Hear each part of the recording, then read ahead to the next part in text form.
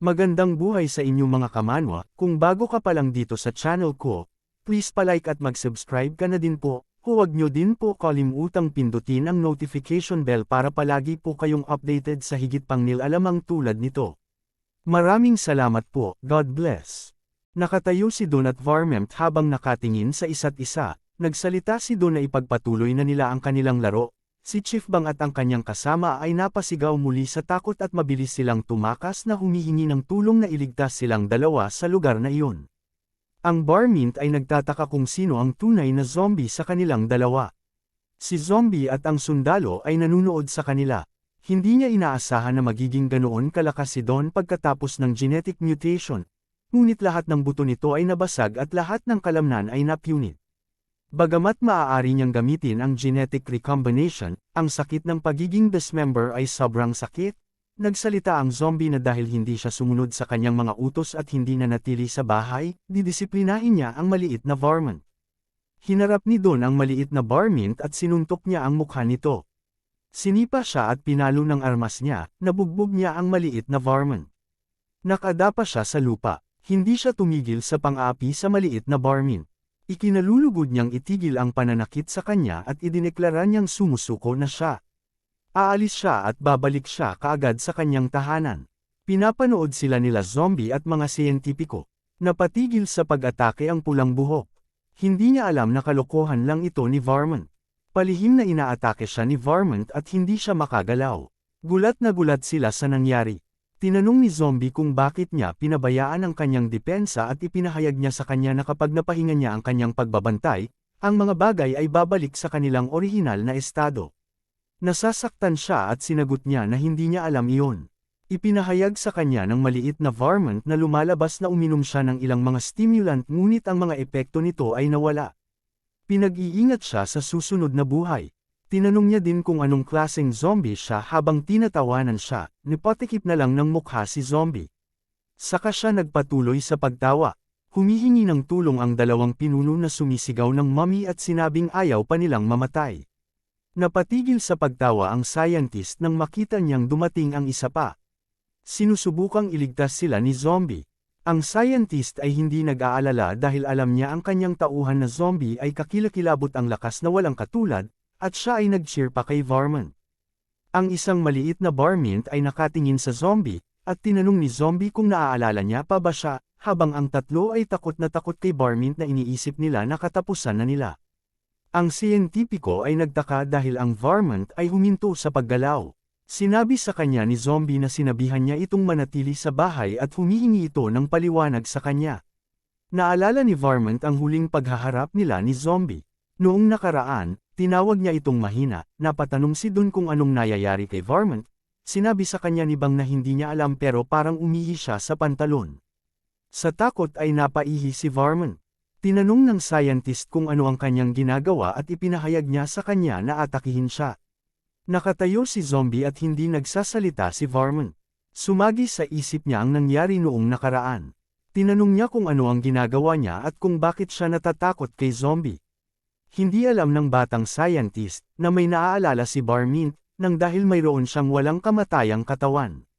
Siya ay pinagputol-putol ni Zombie na ginawang sashimi at iniwan upang matuyo sa isang puno sa loob ng mahigit 100 taon. Sinabi niya sa kanya na kailangan niya itong salakayin ngunit sinabi niya na ayaw niya itong labanan. Sinabi niya sa siyentipiko na kung gusto niyang salakayin siya ay dapat niyang labanan siya ng mag-isa. Nagulat silang lahat sa sinabi ni Varmint at hindi sila nakapagsalita. Ito ang unang pagkakataon na nangyari sa kanya ang ganoong bagay. Tinanong niya kung paano niya natanggal ang kanyang kontrol. Sinabi sa kanya ni Faye sumuko na lang muna siya sa rutang iyon at kailangan niyang himinahon. May ilang mga tunog na maaaring nagmula sa isang helicopter. Ipinahayag niya na narito ang Pangulo. Tinanong ni Lanky sa spy kung sigurado siya na kung naroon sa baba ang kanyang pinuno na si Faye. Sinabi niya na oo at mayroong 6 na palapag at ang kabuoang lugar ay higit sa 11,000 square meters. Nagulat si President Lanky sa 11,000 square meters at tinanong ni Lanky kung gaano katagal nila hahanapin si Faye sa mapanganib na lugar na ito.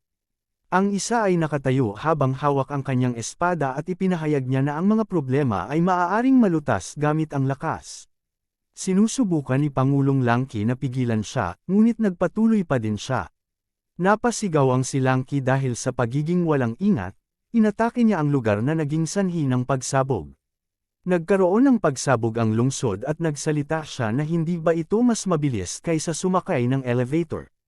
Ninas sa kanya ang president na si Langki at sinabi niya sa isa pang president na hindi nila ginagamit ang kanilang utak. Pagkatapos ay tinanong niya kung baka iyon ay isang bitag sa kung ano ang gagawin nila. Sinabi ng lalaki na sa harap ng ganap na kapangyarihan ang lahat ng mga bitag ay walang silbi. Paalis na siya at tumatalon na siya sa helicopter. Sinusuri ng mga sundalo ang lugar. Inutusan ang isang sundalo na magulat kay Chief Gang na walang tao sa lugar Area 1, at sa Area 2 ay nagutos din na mag-report kay Chief Chin. Nainis ang lalaki dahil nakatakas ang mga ito ngunit sinagot siya ni Chief Gang na linagyan niya ng harang ang lahat ng ruta sa loob at labas ng lungsod, mapalupa man, tubig o hangin ay hindi madaanan kahit isang lamok. Sa lugar kung saan maaraw, tinanong niya kung bakit kailangan nilang maghintay habang bumaba sila at huhulihin ang mga masasamang tao.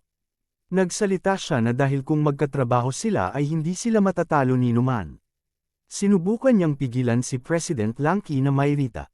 Nagsalita si Langki na isinusumpa ko sila, habang sa taas abala ang mga scientist sa pagpaplano at inutusan ni Faye na isakatuparan ang plano. Nakatayo ang lalaki sa harap ng notes na may nakasulat na ang Zombie King ay nasa loob.